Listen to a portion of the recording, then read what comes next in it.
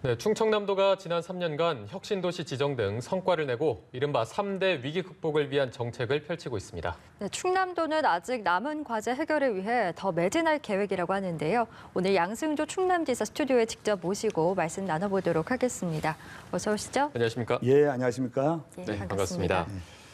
민선 7기 출범한 지 3년이 지나는 시점인데요. 보니까 충남이 공약 이행 완료도가 매우 높다 이런 평가를 받고 있어서 그동안 추진했던 사업들은 무엇이 있고 대표적인 성과가 있다면 어떤 게 있는지 먼저 들어보겠습니다. 예, 먼저 2년 연속 그 평가에서 치우서 등을 맞았다면서 커다란 기쁨을 안고 있다는 말씀드리고요. 네.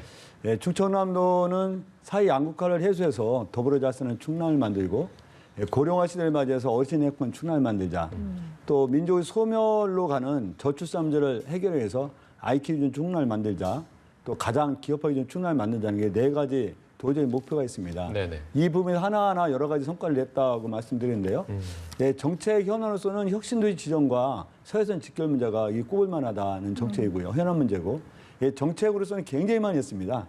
예컨대 뭐 더 행복한 주택이라는 것은 25평의 아파트에 보증금 5천만 원과 월세 15만 원이면 입주할 수 있는.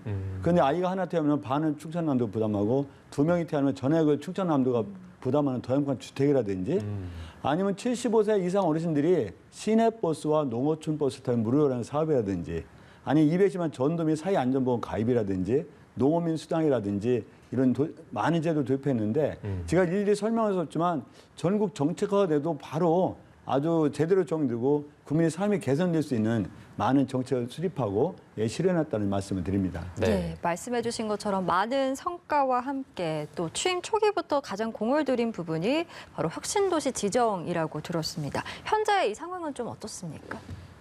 먼저 220만 충남도민의 염원상이었습니다. 우리 충청남도는 세종시가 출범하면서 연기군을 통째로 내놨거든요. 네. 또 공주 2개면을 내놨는데 그럼에도 불구하고 충청남도와 대전시만 혁신도시에 배제됐어요. 한 15년간 이런 배제된 상태가 지속되었는데 210만 도민과 함께 혁신도시 지정을 작년 11월에 기어이 해냈습니다.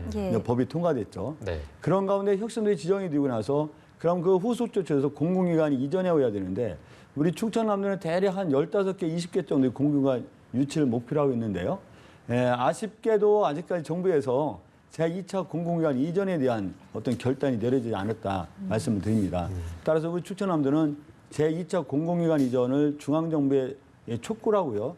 특히 여당 대표께서 약속한 사항이라 반드시 차기 정권을 넘기지 말고 현 정권에서 마무리 졌으면 좋겠다. 그런 말씀을 드리면서 뭐 추가적으로 말씀드린다면 충청남도는 2차 공공기관이 이전에 왔을 때 완벽하게 준비를 다 했다. 또 정주여건 개선도 다 했다. 그래서 잘 준비된 혁신도시 지정을 했다. 그런 말씀을 드립니다. 네.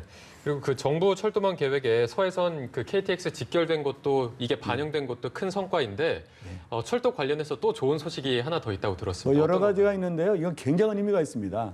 서해선 직결면에서 현재 홍성에서 서울까지 한 2시간 10분 걸리는데 네. 이게 한 45분에서 47분으로 엄청나게 단축된다는 성과가 있고요. 네네. 또 하나는 평택에서 오수까지 KTX 지하로 복선이 되는데 처음에 계획에는 천안 아산점을 무정차로 지나가 있는데 우리 천안 시민과 아산 시민, 충남도민이 함께해서 이게 정차역으로 바로 전환할 수 있는 군안역으로 설치된 걸로 확정된 것도 또한 커다란 성과라고 보고 있습니다. 예, 네. 알겠습니다.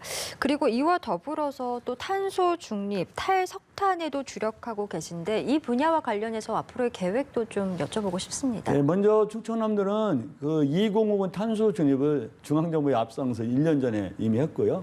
이런 탄소 중립, 탈석탄에서 엄청난 노력을 기울이고 있습니다. 탈소탄 동맹에 가입한 유일한 그 지방자치 단체였었고요. 또 연도토 연합에 가입하고 뭐 기후위기 상황도 선포도 제일 먼저 했고 환경교육 선언도 이렇게 하는 등 탈석탄과 탄소 중립을 위해서 가장 앞장서는데 앞으로 충청남도는 고령화력발전소 1호기, 2호기가 작년 말에 폐쇄가 됐는데요. 2030년까지 12기를 조기 폐쇄하고 나머지도 2050년까지 화력발전소를 폐쇄해서 탄소 중립 내지 탈석탄에서 충청남도에서 적극적으로 임하고 있다는 점도 말씀드립니다. 네. 그리고 이번에는 좀 아쉬웠던 부분으로 그 충남 민항이 정부 예타 사업으로도 선정되지 못한 점을 꼽아 주셨습니다. 네. 그렇다면 이제 앞으로의 계획은 어떻게 되는 건지 한번 참으로 그 들어보겠습니다. 아쉬운 게요. 우리 그 충남 민항건설은 한 509억 원 정도밖에 들어가지 않습니다. 네. 가덕도 신공항이 최소 28조에 소요된다는 건데 참으로 아쉽다는 말씀 드리고요. 예. 그래서 충청남도는 이 부분에서 지난번에 충남민항 유치 추진위원회를 구성해서 네. 전 250만 도민이 아주 전력을 다하고 있다 그런 말씀을 드리고 또 여기서 한 59억 정도는 그 농어촌도를 개소해서 59억을 우리 지방자치단체가 투입한다면 비예타 사업으로 될 수 있는데 비예타 사업으로 추진하면서 또한 예타 사업이 된다 하더라도 우리가 혁신도시 지정과 서해선 직결을 이루고 해미 성지가 국제 성지로 지정이 됐습니다. 네. 이것을 바탕으로 해서 예타 통과에 최선을 다해야 되겠다고 아주 굳은 각오를 갖고 있죠. 예. 앞으로 이제 임기가 1년 정도 남아 계신데 어떤 부분에 좀 집중하실 계획이신지요? 먼저 그 2차 공공기관 이전에 우리가 최선을 다할 각오이고요. KBS가 충청남도에만 없는데 KBS 우리 유치도 우리가 도가 집중해서 할 과제이고 또 여러 가지 남은 과제들 뭐 가로일망 국가해양 정원 문제라든지 분화모 역관처 아니면 태안에서 서산에 이원과 대산이라 했는데 그 해상의 도로 건설이라든가 이런 게 집중해서 추진할 계획입니다. 저희 오늘 이제 도지사께서 민주당 예비 경선 후보 등록을 하셨잖아요. 그래서 네, 대선 그렇습니다. 관련해서 조금 질문을 드려볼 텐데 예. 일단은 왜 양승조가 대통령이 돼야 하는가 그 이유부터 먼저 들어보겠습니다. 저는 한 3가지 정도가 있는데요. 대한민국이 심각한 게 사회 양극화 문제입니다. 이런 사회 양극화 문제를 해소해서 더불어 잘 사는 대한민국을 만들고 더불어 잘 사는 대한민국을 통해서 내가 행복한 대한민국을 만들자는 거예요. 또 민족의 소멸로 가는 저출산 또는 저출생을 극복해서 우리가 지속 가능한 대한민국을 물려줘야 한다는 거죠.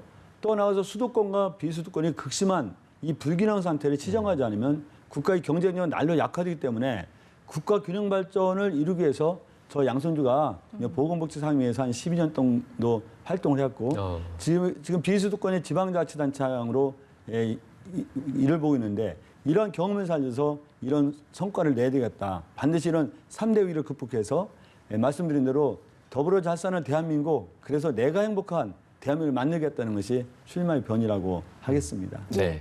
대선 출마 배경까지 들어봤는데 사실 오늘 오후에 이제 윤석열 전 검찰총장이 대선 출마를 공식화하지 않았습니까? 일부에서는 윤석열 전 총장을 두고 이제 충청권 대망론이 이제 거론이 되면서 아무래도 이제 좀 경쟁자로서 또 충남지사로서 이 부분을 어떻게 해석하고 계신지도 좀 궁금합니다. 저는 윤석열 총장님 그 기자회견 전문을 봤는데요. 깜짝 놀랐어요. 거의 태극기 부대 수준보다 조금 높을까 그 정도이고 증오 분노만 남았다. 그 삐뚤어진 증오 분노만 남았다고 생각하는데 충청권 대망론도 이게 적절하지 않을 뿐만 아니라 언어 도단이고 어불성설입니다. 그분은 충청도에 태어나지도 않으셨어요. 생활해보지도 않으셨어요. 충청인이 이익을 위해서 헌신과 봉사한 적이 없어요. 그래서 충청권 대망론이란 충자도 꺼내지 않으셨으면 좋겠다는 것이 저와 많은 사람이 생각이죠. 네. 충청 대망론의 어떤 자격이 되지 않는다 이렇게 보시는 건가요?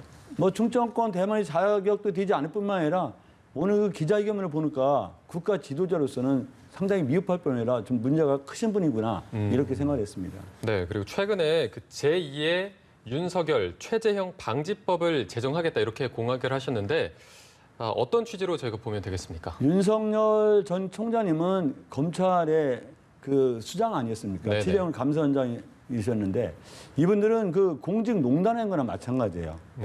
국정농단과 같은 공직농단을 했다. 또 정치투쟁을 했다라고 말씀드리고 네. 이런 공직농단과 정치투쟁을 방지하기 위해서라도 반드시 최소한 재직기간 정도는 이 공직선거에 출마를 제한한다는 것이 그 내용이죠. 2년 동안은 뭐 출마하면 안 된다 이런 그렇습니다. 내용인가요? 뭐 2년 재임했으면 2년 정도고 감사원장이라든가 뭐 총장의 재임 기간에 준해서 출마를 제한하는 것이 앞으로의 공직농단과 어떤 정치 투쟁을 막을 수 있는 법안이라고 생각합니다. 예, 네. 알겠습니다. 충남지사로서 그동안 성공을 거뒀던 여러 가지 이제 공약들을 전국화하는 계획들 발표하고 계시잖아요. 어떤 공약들을 좀 전국화하고 뭐 싶으신지? 굉장히 많은데요. 일단 충청남도는 2019년부터 유치원에서 고등학교까지 무상급식이라거든요. 이것을 전국 정책화했으면 좋겠다. 또 농민, 어민 16만 5천 가구에 농업인수당을 지급하는데 이것도 전국 정책화가 됐으면 좋겠다. 예. 예컨대 공립어린이집과 민간 어린이집, 가정어린이집 부모 부담분이 틀리거든요. 그래서 부모 부담분을 갖게 했으면 좋겠다. 아니 사립유치원과 공립유치원의 학부모 부담 차이가 한 18만 원 정도 넘는데 이 부담도 없으면 좋겠다. 이 모든 것이 충청남도가 현재 시행하는 제도인데 이게 전국 정책화가 되었으면 좋겠다는 것이 지난번에 발표한 내용이죠. 네. 자, 오늘 충남지사로서의 성과 그리고 대선 후보로서의 공약까지 함께 들어봤습니다. 지금까지 양승조 충남지사와 함께했습니다. 오늘 고맙습니다. 고맙습니다. 예, 감사합니다.